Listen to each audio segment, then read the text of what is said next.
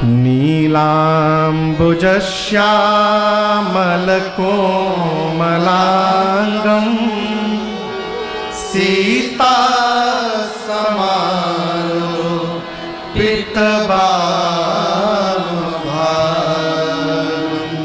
पाणौ महासायक चारुचापं नमामि रामं रघुवंशनाथं।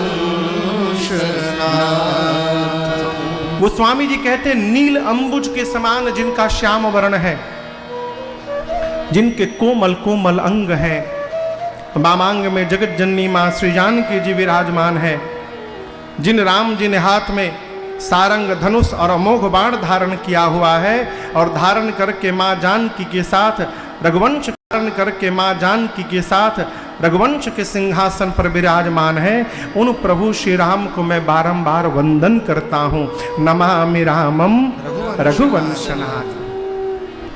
3 श्लोक लिखने के बाद पूज्यपाद गोस्वामी तुलसीदास जी महाराज ने गुरु चरण रज से मन रूपी दर्पण को निर्मल किया है। अयोध्या कांड में किया तो अरण्य कांड में क्यों नहीं किया? किष्किंधा में क्यों नहीं किया?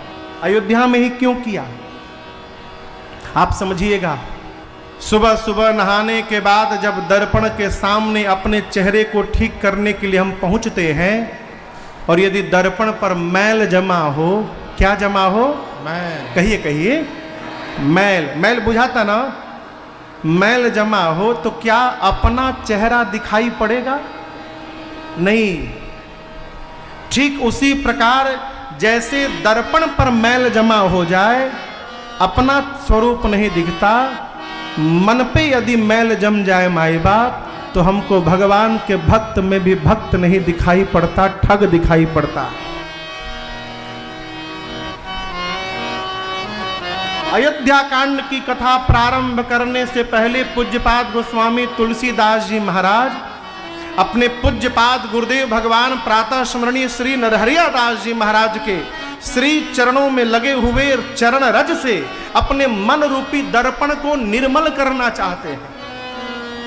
और याद रखिएगा, बिना सद्गुरु के कृपा के मन निर्मल होने वाला नहीं है। गुरु बिनु भव निधि तरई न कोई, जौं बिरंचि शंकर सम होई।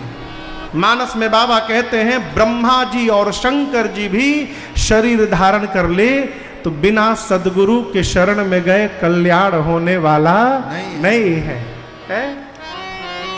लेकिन काशी में तो सबे गुरु है हो भैया, कोई चेला नहीं है। का गुरु?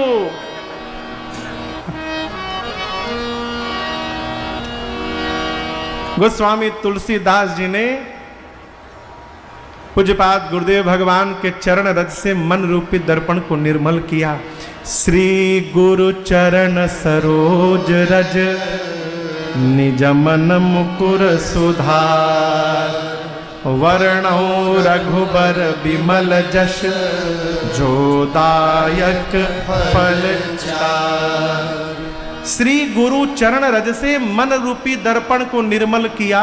ये दर्पण निर्मल होगा, मन रूपी दर्पण, तो भरत जी की कथा गानी है। और आपसे प्रारंभ है, निवेदन करूं, राम जी से कठिन कथा मेरे भरत भैया की है। राम जी की कथा गाने के लिए बाल कांड में मन को साफ कर चुके थे, लेकिन अयोध्या कांड में भरत जी की कथा गानी है। भरत जी के कथा के बारे में केवल एक व्यक्ति ठीक से जानते हैं, वो उनके भैया राम जी हैं। लेकिन जब कहने की बारी आएगी तो राम जी भी कहने में सक्षम नहीं हैं। ये जनक जी महाराज ने ये बात चित्रकूट में कही। माँ सुनैना से, अपनी अर्धांगिनी सुनैना जी से जनक जी कहते हैं, जब सुनैना जी ने कहा कि आप ऐसा कुछ करिए कि राम जी लक्ष्मण जी को छोड़ के भरत जी को साथ में रख ले, तब जनक जी ने कहा, सुनैना, भरत महा महिमा सुनुरानी, केवल जानहि राम हाँ। केवल राम जी हैं जो भरत जी की महिमा जानते हैं, लेकिन जब कहने की बारी आएगी तो राम जी भी महिमा कहने में सक्षम नहीं है। जिस कथा को रघुनाथ जी नहीं गा सकते, उस कथा को गोस्वामी तुलसीदास जी को गाना है हो, इसलिए अपने गुरु जी से कृपा मांगे, गुरुदेव कृपा करिए। गुरु कृपा ही केवलम, सदगुरु की कृपा ही असंभव को संभव बना देता है।